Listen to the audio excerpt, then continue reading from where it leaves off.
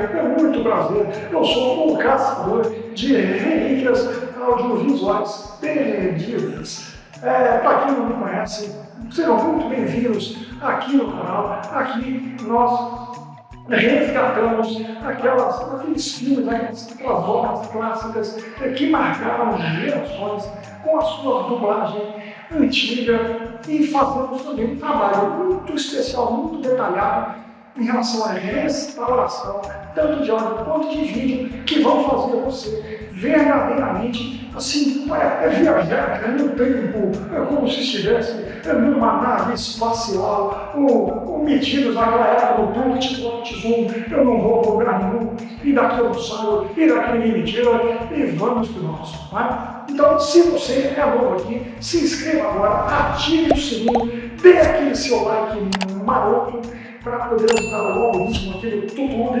a espalhar esta sensação gostosa de nostalgia. Então, aproveite e comente aqui embaixo qual filme você gostaria que fosse resgatado pelo seu amigo do peito, o Guga, né? E vamos nessa resgatar um pouquinho mais desta pérola que trazemos para você, que olha, vocês vão ver, vem comigo. Nenhum vagabundo pode ir me beijando assim. Onde você foi pegar isso aqui? Lá na Represa Velha. E hoje eu trago uma pérola raríssima. É um filme chamado A Mestiça, de 1934, conhecido no original como Spitfire. É um filme assim, maravilhoso. Imagina o seguinte, imagina uma garota selvagem nas montanhas Ozarks, vocês vão ver aqui passar as imagens desse tipo de montanha, né? Uma garotinha selvagem que cura a gente com corações, mas ela joga pedras nas pessoas, o que geralmente a irrita. Imagina só, né? Pois é, eu ia lá e jogar uma pedrinha assim em qualquer lugar. Pois bem, tipo assim, ela é uma parte curandeira e parte encrenqueira. Isso gera uma espécie de caos quando engenheiros chegam para construir uma barragem naquela região montanhosa. É um romance cheio de fé e acusações de bruxaria bem no meio desta trama maravilhosa que é esse épico clássico da década de 30. Ele foi assim um flop, eu não sei se está correto o termo, é flop que chama, né, da época.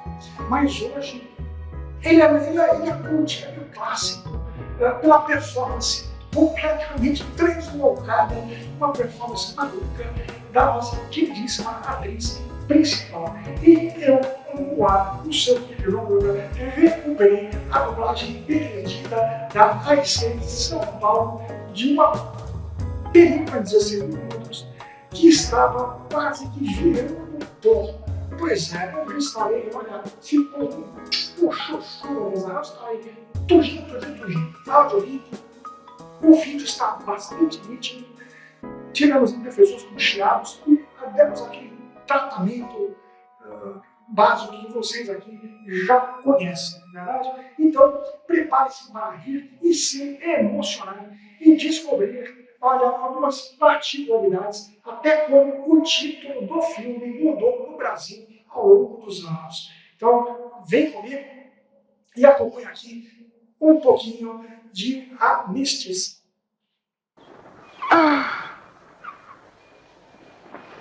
Bom Deus, eu não vou bater nela e tampouco vou queimar a casa dela. Mas o senhor sabe bem quem ela é.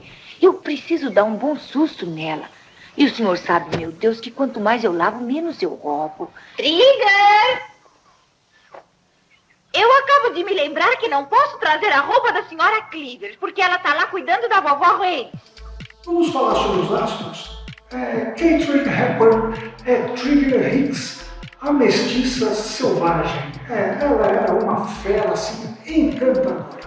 Ela tinha acabado de ganhar o Oscar pelo filme Manhã de Glória, mas ela topou esse papel caipira para mostrar para mostrar uma certa assim, versatilidade, né? Aquele ser um pouquinho mais versátil. E uma curiosidade, é uma coisa bem esquisita, porque a Kate, nossa querida Kate Hepburn, ela odiava aquele sotaque rilha, aquele sotaque caipira. O que é que tá acontecendo com você, hein, mãe? Ora, foi você que começou. Não foi, não. Você que começou. Foi Você. Eu não fui, não. Foi você. Né? E detestava o figurino. Pois é, ela disse que ela parecia, acreditem ou não, uma vaca pastando no brejo. É mole. Quem poderia imaginar? Mas ela entregou uma performance única, misturando drama com um toque de comédia. E o galã Robert Young, o engenheiro John Stafford, depois virou o pai icônico em O Pai da Noiva, uma película que igualmente fez muito sucesso nos cinemas naquela época. Mas enfim, outros atores e atrizes como Martha Sleeper e Sarah Hayden completam esse elenco assim, maravilhoso. Tem uma coisa que eu ia falar, acabei esquecendo. E no Brasil, a dublagem AIC, ela deu um toque assim, absolutamente especial, com aquelas vozes clássicas que a gente tanto ama. Mas imagina só a Katharine Hepburn falando português antigo. Vocês não poderiam imaginar, né? Até porque ela não falava em português antigo. Largue a mão de vocês serem enxeridos. Quem falava em português arcaico e antigo eram os dubladores magistrais daquela época, não é? É verdade, mas de qualquer maneira, esta película, este filme, ele é bastante hilário e é muito, mas muito nostálgico e vale muito a pena vocês tentarem assistir o filme. Como faz para sua roupa ficar tão bonita? Eu não sabia que ela era bonita. Eu aposto que o senhor é muito rico. Eu aposto que tem uns $100. Acho que uns $100 eu tenho. Se eu tivesse $100, eu comprava o mundo inteiro. Antes eu pudesse. Os mosquitos mordem através da camisa? Algumas vezes. Trigger.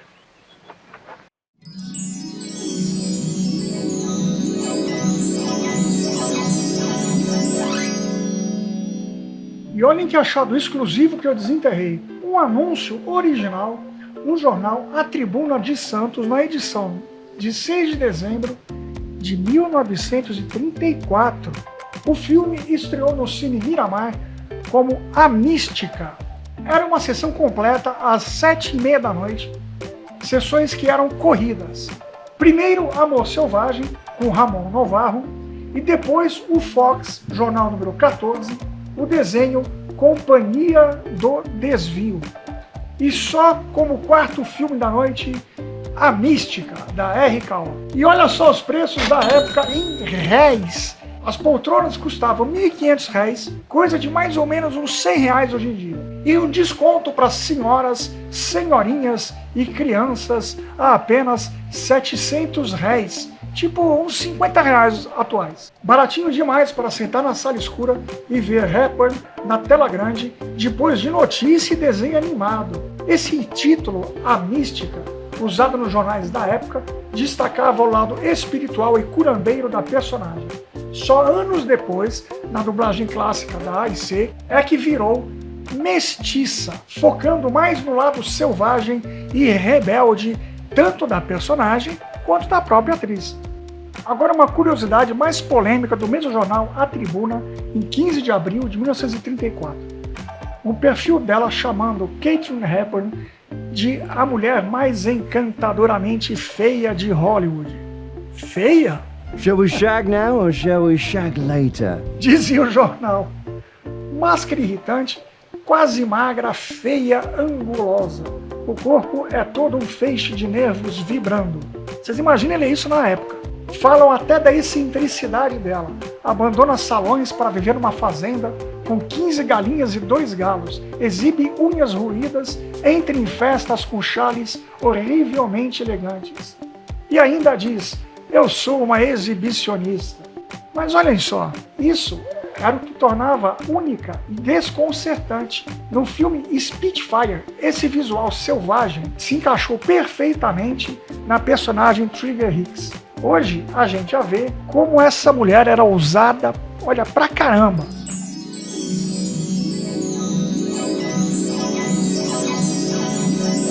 E tem mais uma curiosidade incrível no mesmo jornal.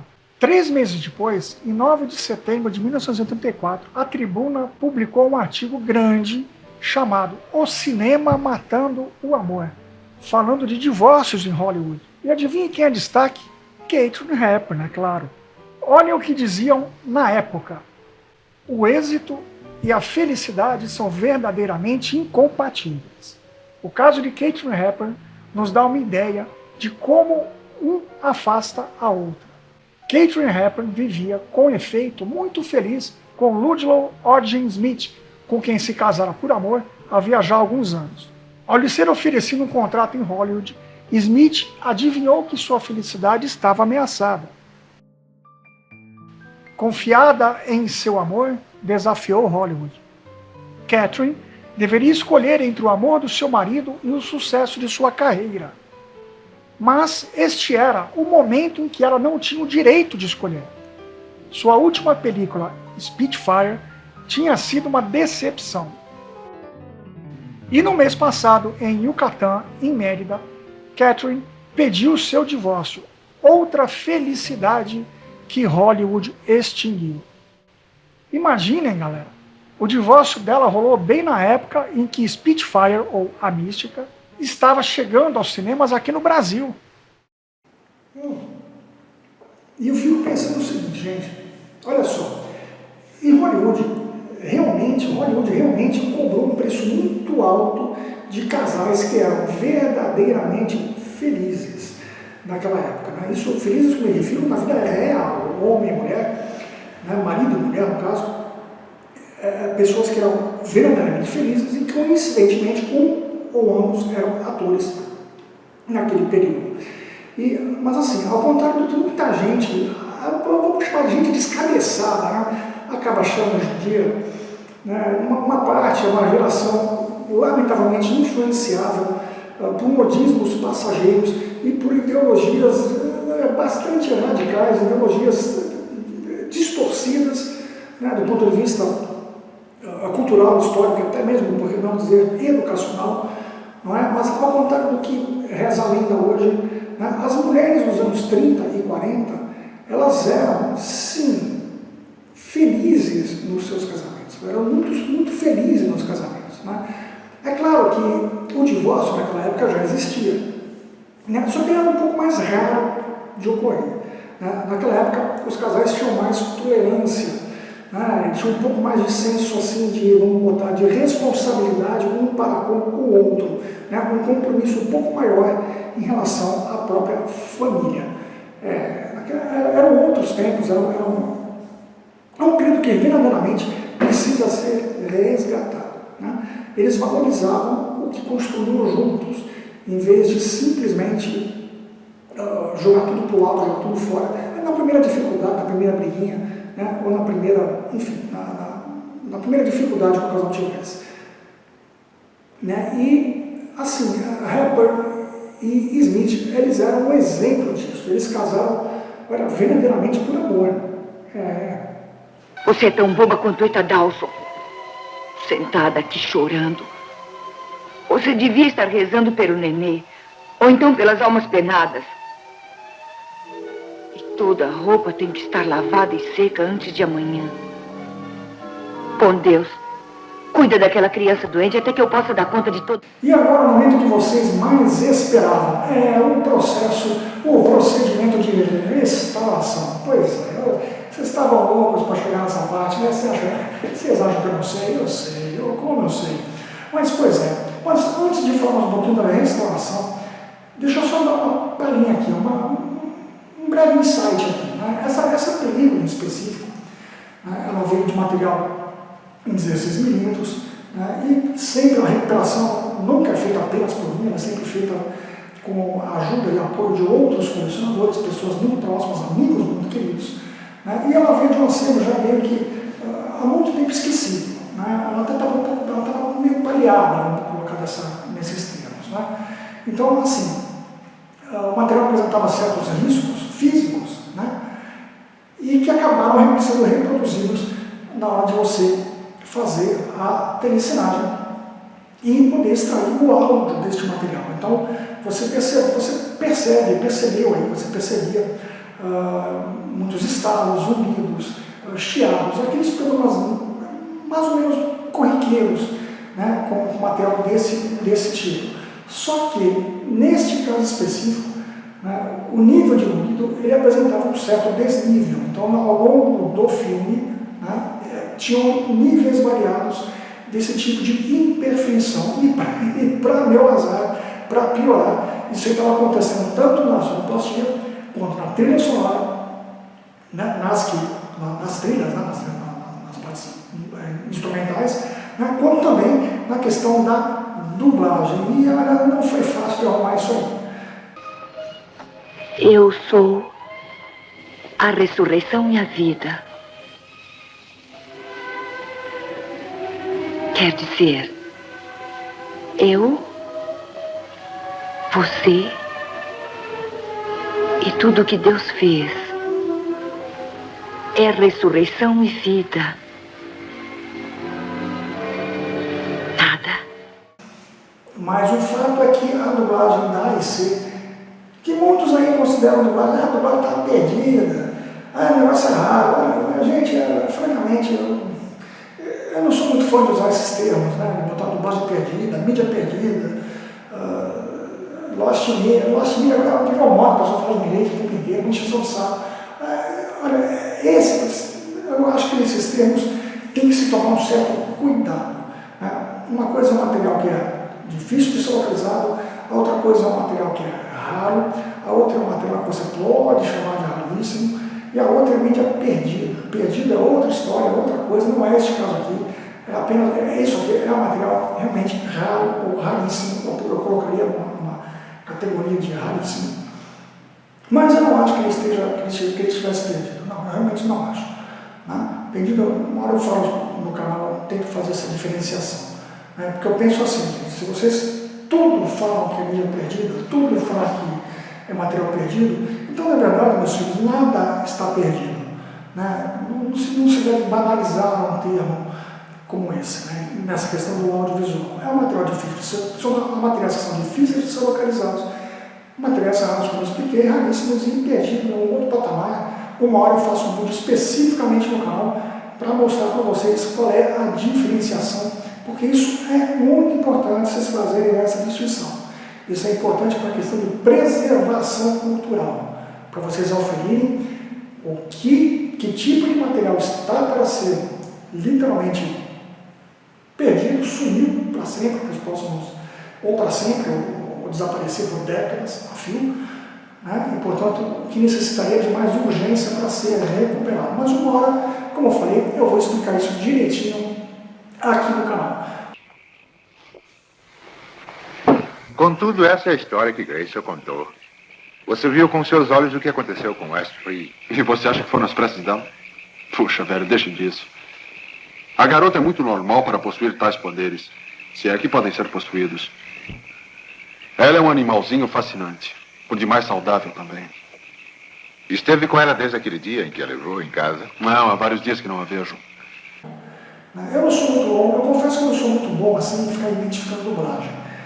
Então, se você é aquele entusiasta, é pesquisador, é o fã que ama ficar identificando a dublagem, olha, esse dublador é o fulano, esse é o Beltrano, ele é o ator, não, ator não é, dublador é outra coisa. Enfim, esse é o dublador, né, ou o radialista, ou a pessoa que interpretou, que fez esse negócio na época. Vocês põem nos comentários, por favor, porque isso ajuda a enriquecer o vídeo.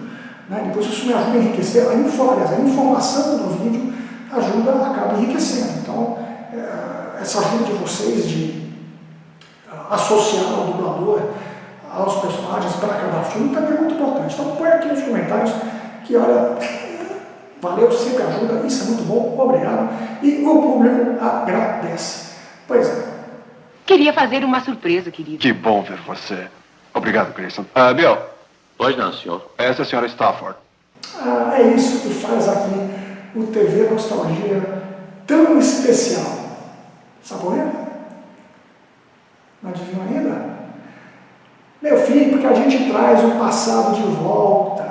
A gente consegue recuperar e trazer aquele material que precisa ser preservado para as próximas gerações. Pois é, então fiquem aqui com só mais um trechinho minúsculo do nosso trabalho de restauração.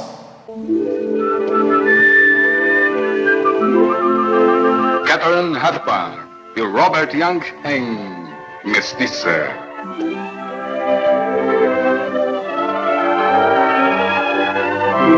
Versão brasileira AIC, São Paulo. Ignorância e superstição não estão confinadas a certas localidades.